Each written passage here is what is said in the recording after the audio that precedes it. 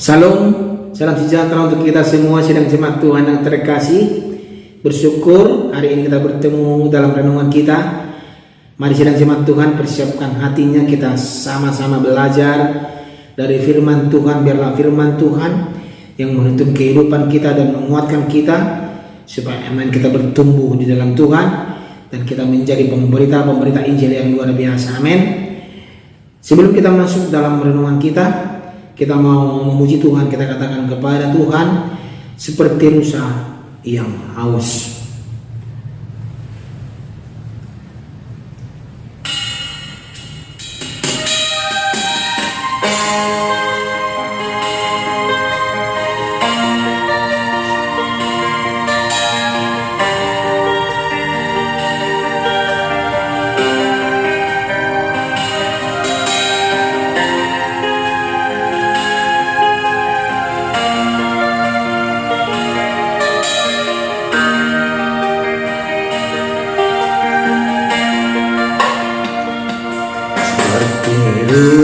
Saya haus, rindu aliran sungaimu.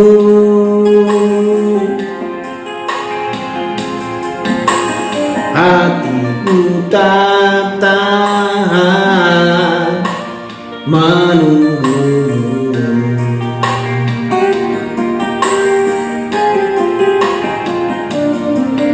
Bagai tanah gersang menanti datangnya hujan,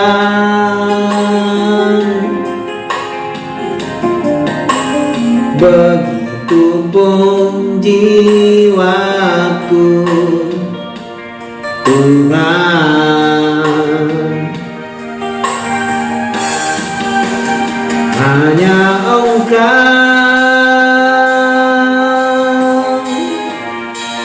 pribadi yang mengenal hatiku. Tiada yang tersembunyi bagimu. Seluruh isi hatiku Kau tahu, dan bawaku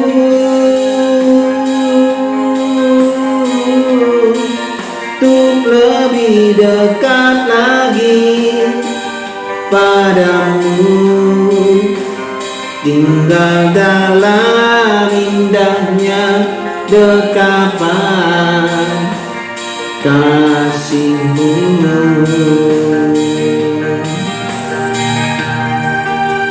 Amin.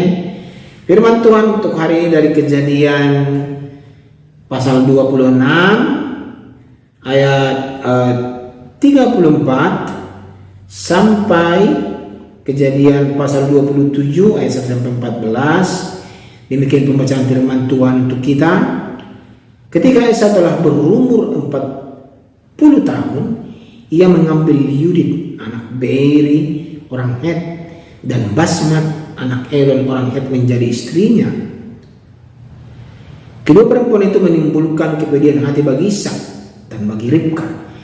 Ketika Ishak sudah tua dan matanya telah kabur, sehingga ia tidak dapat melihat lagi, dipanggilnya Esau anak sulungnya serta berkata kepadanya, "Anakku." Sahut Esau, "Ya Bapa." Berkatalah Ishak, "Lihat, aku sudah tua, aku tidak tahu bila hari kematianku. Maka sekarang ambillah senjatamu, tabung panah dan busurmu, pergilah ke padang dan burulah bagiku seekor binatang. Olahlah bagiku makanan yang enak seperti yang ku gemari. Sesudah itu bawalah kepadaku supaya ku makan, agar aku memberkati engkau sebelum aku mati." Tetapi Ribka mendengarkannya ketika Ishak berkata kepada Esau anaknya. Setelah Esau pergi ke padang memburu seekor binatang untuk dibawanya kepada ayahnya, berkatalah Ribka kepada Yakub anaknya, "Telah aku dengar ayahmu berkata kepada Esau kakakmu, bawalah bagiku seekor binatang buruan dan olahlah bagiku makanan yang enak, supaya aku makan dan supaya aku memberkati engkau di hadapan Tuhan sebelum aku mati. Maka sekarang anakku, dengarkanlah perkataanku seperti yang kuperintahkan kepadamu. Pergilah ke tempat kambing domba kita, ambillah dari sana 2 anak kambing yang baik, maka aku akan mengolahnya menjadi makanan yang enak bagi ayahmu, seperti yang digemarinya. Bawalah itu kepada ayahmu, supaya dimakannya, agar dia memberkati engkau sebelum ia mati. Lalu kata Yakub kepada Ribka ibunya, tetapi Esau kakakku adalah seorang yang berbulu badannya, sedang aku ini kulit-kulicin. Mungkin ayahku akan meraba aku, maka nanti akan menyangka bahwa aku mau memperolok-olokkan dia. Dengan demikian aku akan mendatangkan kutuk atas diriku dan bukan berkat. Tetapi ibunya berkata kepadanya, akulah yang menanggung kutuk itu. Anakku, dengarkanlah saja perkataanku. Pergilah, ambil kambing-kambing itu. Lalu ia pergi mengambil kambing-kambing itu dan membawanya kepada ibunya. Sesudah itu ibunya mengolah makanan yang enak seperti yang digemari ayahnya. Amin. Demikian pembacaan firman Tuhan. Tema kita pada hari ini adalah kedaulatan Allah di tengah kesalahan manusia. Sidang jemaat Tuhan yang terkasih, manusia tidak lepas dari kesalahan, berbuat salah. Karena natur kita adalah natur dosa. Setiap hari kita pasti melakukan kesalahan. Ya, sidang jemaat Tuhan, kesalahannya mungkin ada yang kesalahannya kecil, sedang atau besar yang kita lakukan. Dan yang kita sudah baca tadi bahwa firman Tuhan hari ini mengajarkan kita bahwa tipu daya yang dilakukan Ribka dan Yakub untuk mendapatkan berkat Ishak adalah tindakan yang salah sebenarnya di hadapan Tuhan.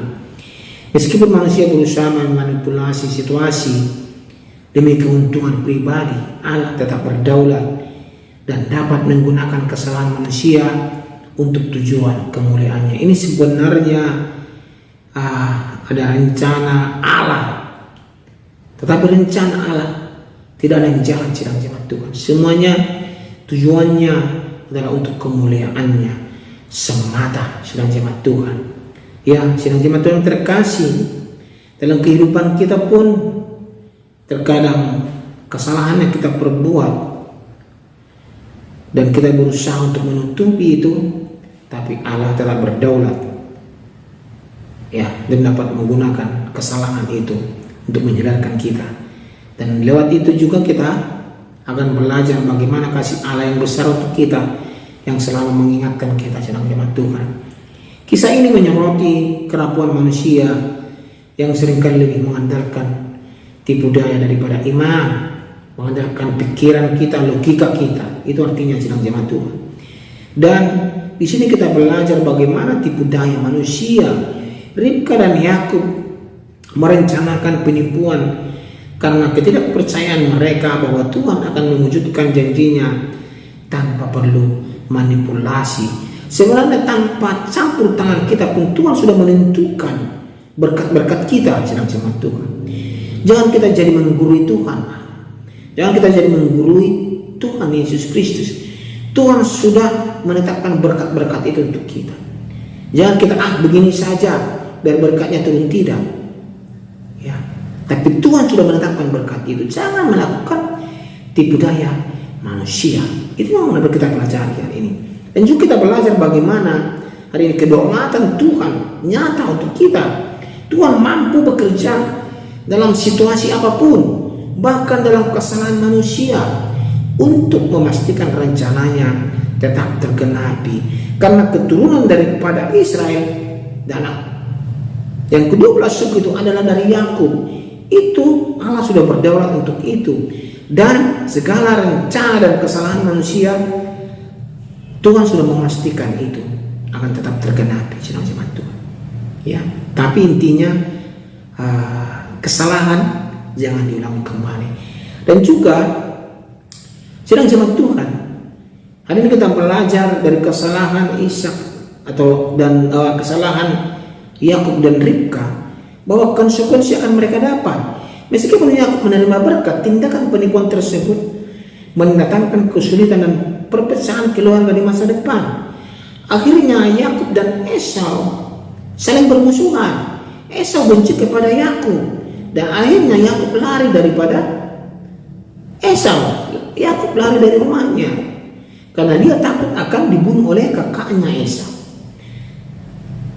Bagi bangsa Israel, berkat yang diberikan itu kepada anak yang paling sulung, yang paling besar, yang paling tua, ya, berkat.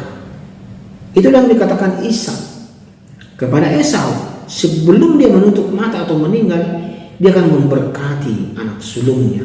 Itu maksudnya. Tetapi berkat itu dicuri oleh Yakub melalui tipu muslihat. Tetapi semua itu dalam koridor daripada rencana Tuhan dan akan digenapi semuanya. Dan hari ini kita belajar bagaimana kita untuk tetap bersyukur dan tidak bersungut-sungut ketika Tuhan membentuk karakter kita, sayang jemaat Tuhan.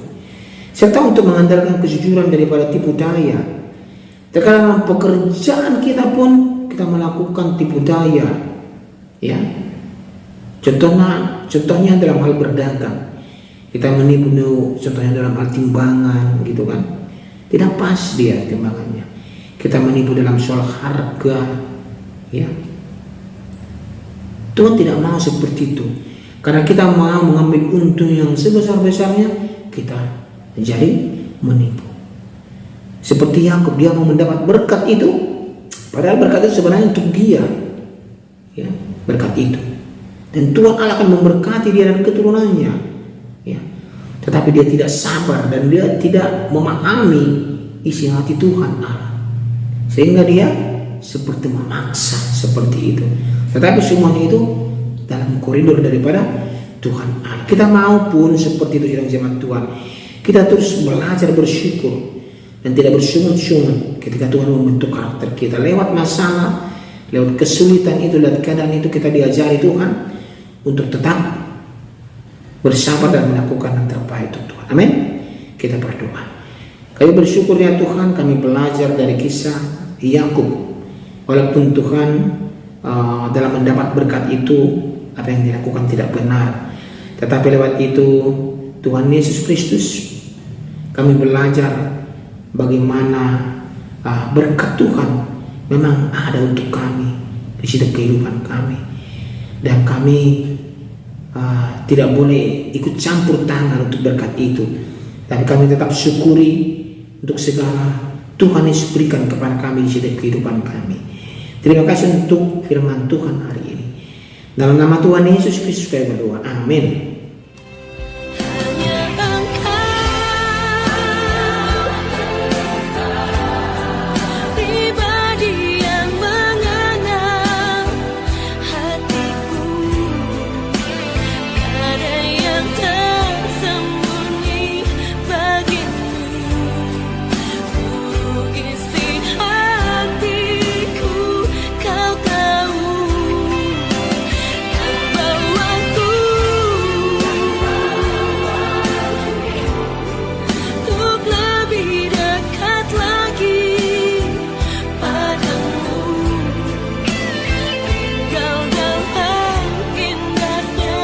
Jakarta.